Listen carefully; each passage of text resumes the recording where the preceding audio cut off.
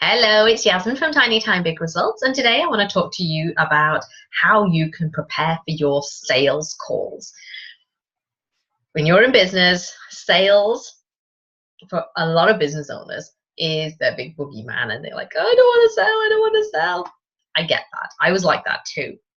The reality is, though, sales brings money into your business. That's just the way it works. Until you make a sale, nothing happens. So if you want to get money into your business, you need to be having sales conversations, sales calls, whatever that looks like for you in your business. And sometimes that can cause a little bit of anxiety about, oh my God, I've got a sales call to do. And, you start, you know, shifting paper around on your desk. You might go make a cup of coffee, anything to avoid having to make that phone call or having to take that phone call. And it needn't be like that. I always want to make things as easy as possible for myself. When we've got tiny time, we need things to be easy.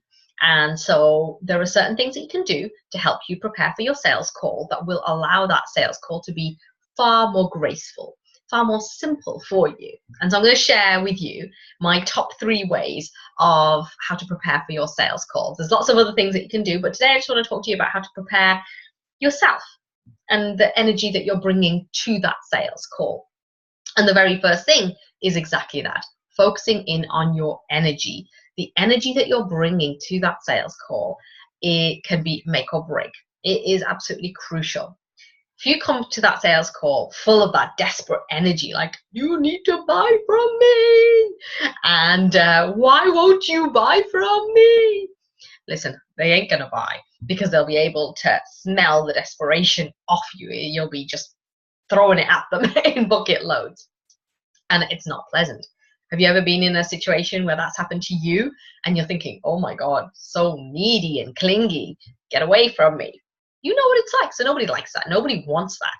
So when you're thinking about the energy that you're coming to the sales call with, or the sales conversation, whether it's online, whether it's on the phone, or whether it's in person, you want to be thinking about, what kind of energy do I want to be transmitting?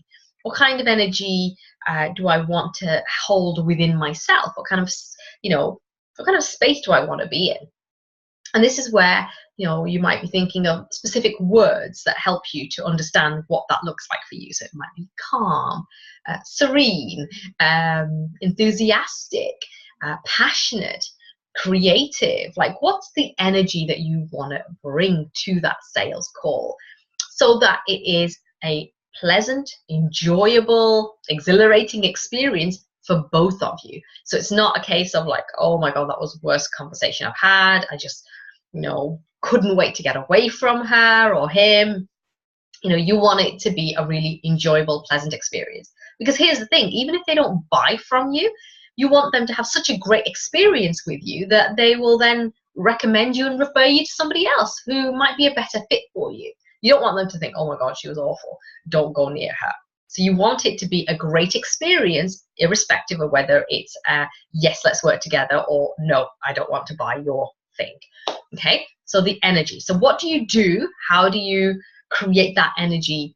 Well, you need to set an intention for it. You need to say, well, I want to feel calm in this sales call. I want to feel in control. I want to feel powerful in this sales call. Not as a way to lord it over somebody else, but to be able to stand in your own power. So, some of my favorites, it could be taking a few moments of just quiet and stilling your mind. Could be having a bit of a dance in your office or your workspace. It could be having a chat with somebody. What is it that helps you to re-energize yourself and to bring you in that place? So what will help you to raise your vibe? So for me, dancing always wins hands down. And if you're one of my neighbors and you can see me through the window and I'll be like giving it loads, then I'm probably just about to do a sales call. But thankfully I have 2 big trees right in front of our house, so we're okay. But that's what you need to be thinking about. What can I do to raise my vibe? How can I get myself into that space where I am showing up the way I want to show up? So that's the first thing that you need to be thinking about, is what's my energy doing? The second thing that I want you to be thinking about is, coming at the sales call with a sense of curiosity and a sense of openness about the conversation. Just because someone books in, a call with you doesn't mean to say that they are a dead cert, that they're definitely going to sign on the dotted line and that they're going to work with you. Because truth is, you might not actually be the right fit for them. You might think, oh gosh, do you know what? This actually is a completely different situation or a different scenario. I actually think Bob down the road, or Bob in Australia, would be better for you. You might refer them to somebody else. And so when you go in with this sense of, very closed-minded, and you think, right, okay, I need to convert this prospect into a client, but without actually understanding the real needs behind it, that can be a turn-off as well.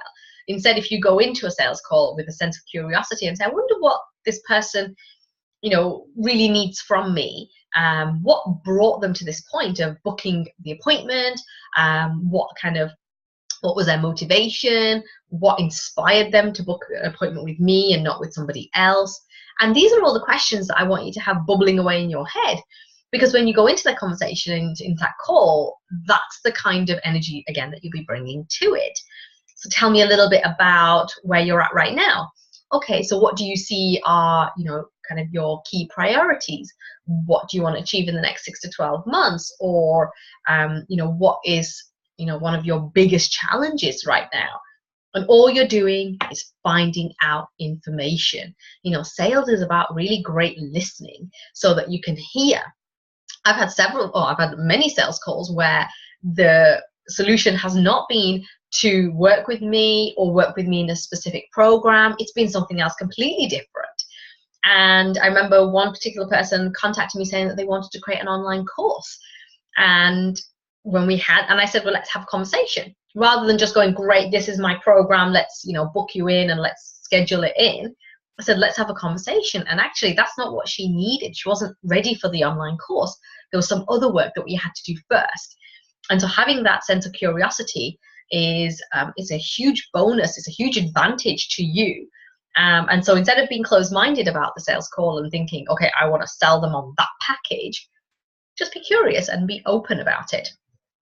And then the third thing, this is really important, and this is the one that you're going to go, oh God, Yasmin, everyone always says this, but I find this really hard to do. And I know, because I feel it too. And I'm willing to bet you that you wouldn't find anybody who has not found this hard to do. And it's to be detached from the outcome. So you're not going into a sales call and thinking, they must buy from me, you must buy from me. Because you know what? You're sending off your desperation energy again. The vibes are like, oh my God, I know this person is really turning me off. Listen, they may not be a good fit for you. You may not actually want to work with them. You may not be able to help that person. But when you go in thinking you must buy from me and this has to be, I have to close this sale, always be closing, I've got to close this sale, that might not be the right thing for you or for that person. And so when you detach from the outcome, you go in with a sense of curiosity and openness, and you have a very specific, powerful energy, you'll find that your sales calls are so much more enjoyable, so that they don't become this big drain on your energy. They're not like this big vampire sucking and sucking all the life out of you. It's really important that your sales calls, because you're going to have tons of them, because that's how money moves in your business, so you need to make this as easy as possible for you. And so how you prepare for the sales calls is going to be crucial until it just becomes second nature for you, that you just going to go, yeah, great, I've got 5 sales calls booked in this week, so let's see what happens. I'm going to enjoy them. I'm going to go in with a sense of curiosity and just see how can I help this person? What do they need? And I'm going to be detached from the outcome. And this is where, I know if you need the sale, you really do have to take your attention and focus off needing the sale and put your attention and focus on being of service and being useful to that person. That focus will not get you a sale, and it will stop you from getting any sales. This focus of being of use and of being valuable to the person, that will get you the sales. And it might not be that person, but it might refer you to somebody else.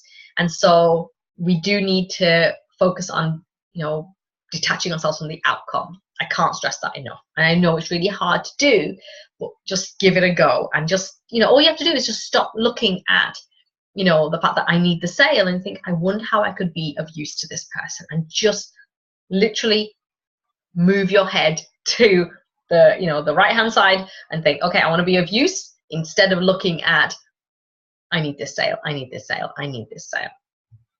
Try those 3 things.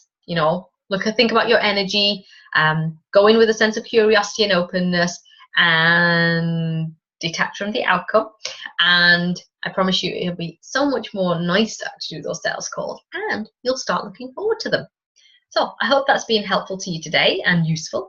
Let me know in the comments box below, and I look forward to seeing you the next time. And don't forget to grab your copy of my free cheat sheet, Top 20 Time-Saving Money-Making Tools. If you haven't already, the link is below as well. And I look forward to seeing you there next time. See you. Bye.